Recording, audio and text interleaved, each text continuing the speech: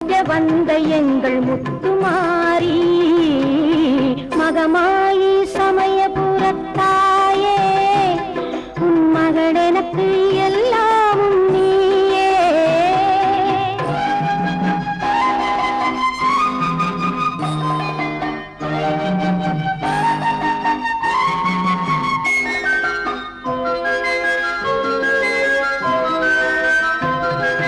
வேப்பமரம் நிழல் கொடுக்கும் வீடு அது வினை தீர்த்த நீ அமைத்த கூடு.